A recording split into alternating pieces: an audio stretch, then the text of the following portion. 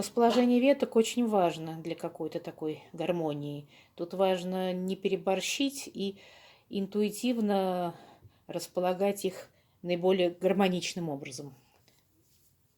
Сначала я по стволу пройдусь широким свободным зигзагом в горизонтальном направлении, вот так.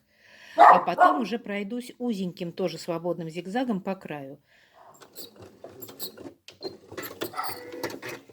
Ну вот таким образом сейчас пройдусь по всем березкам, а потом серо-коричневыми нитями подчеркну рисунок ткани, потому что белая вышивка немножко забила коричневой, и я это восстановлю.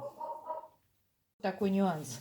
Когда я проходила вверх по основному стволу, я прихватила уже и боковые ветки. И сейчас, когда я их буду пришивать, это надо делать уже в направлении от ствола, а не от верхушки. Потому что если я от верхушки пойду, то здесь спучится ткань.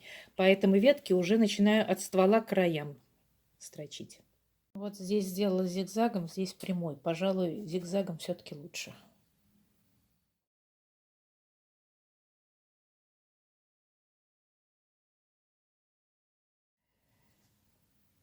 Так, ну теперь что я делаю?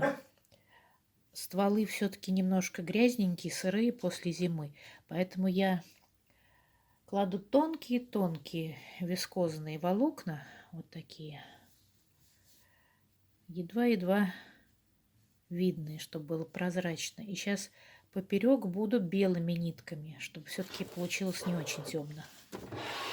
Широким, свободным, горизонтальным зигзагом попробую сейчас их прихватить. Чуть-чуть поблескивает. Тут сейчас не видно при вечернем свете. Такая игра получается фактуры и цвета. Ну, в общем, ничего.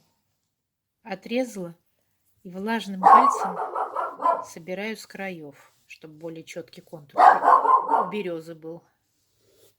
И здесь сейчас тоже так пройдусь.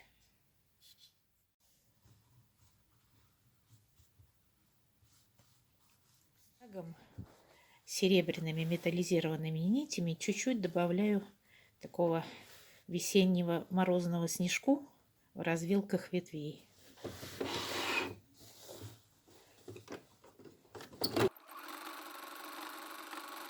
Совсем чуть-чуть блеску по веткам, такой иней утренний. Горизонтальным зигзагом широким иду, очень широкими стежками. И вот такие длинные, сейчас сфокусируется камера, такие длинные стежки создают впечатление то ли капели, то ли измороси. В общем, такую свежесть, бодрость утреннюю придают, морозную. Ну а теперь я такими вот вискозными нитками в цвет пройдусь по земле, чтобы просто кое-где зафиксировать эти волокна. Вот нитки прямо точно в цвет.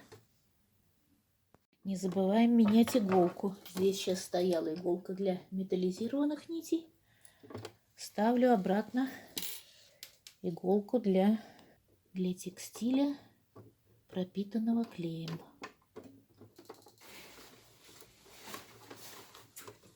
Иду широким горизонтальным зигзагом, следуя рисунку рельефа.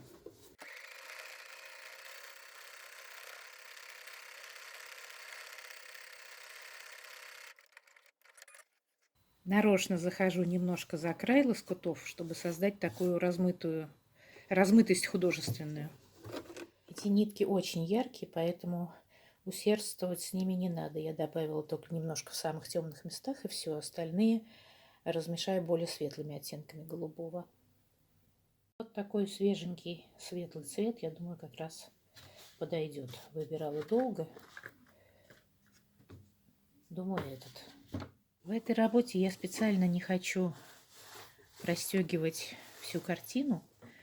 Мне хочется оставить как можно больше живой фактуры. Поэтому я вышиваю облака, контуры небо, но там, где надо действительно прикрепить как следует вискозное волокно, или где плохо приклеилось, вот как тут. А где, скажем, нормально все, вот как здесь я вообще не буду проходиться иголкой.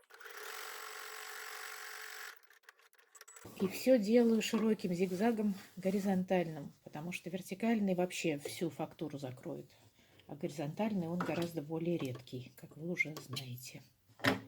На этом я все-таки не смогла остановиться и решила вот эти вот махрушки, которые по краям остались, это такая джинсовая ткань, вот эти нитки, я решила ими обогатить фактуру этой картины и добавить еще кое-где штрихи к рельефу местности. Вот таким вот образом. Сейчас я их приклею.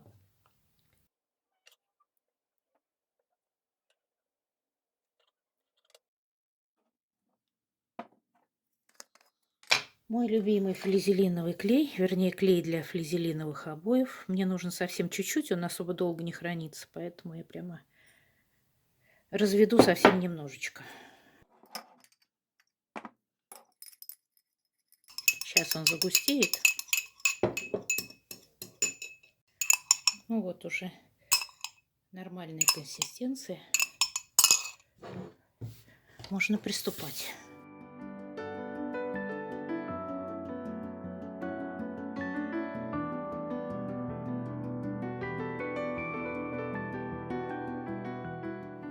Наверное, буду делать из ниток ветки березок. Такие голенькие. Как именно, еще не придумала.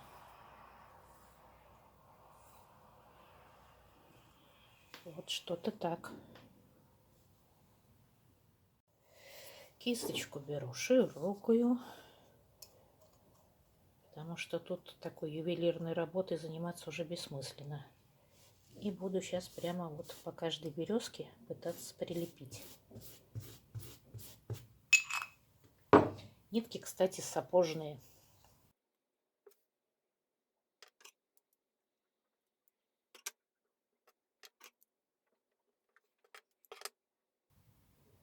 Поскольку у нас тут импрессионизм, то мы делаем намек. И не стремимся к реалистичности. Жуля со мной согласна.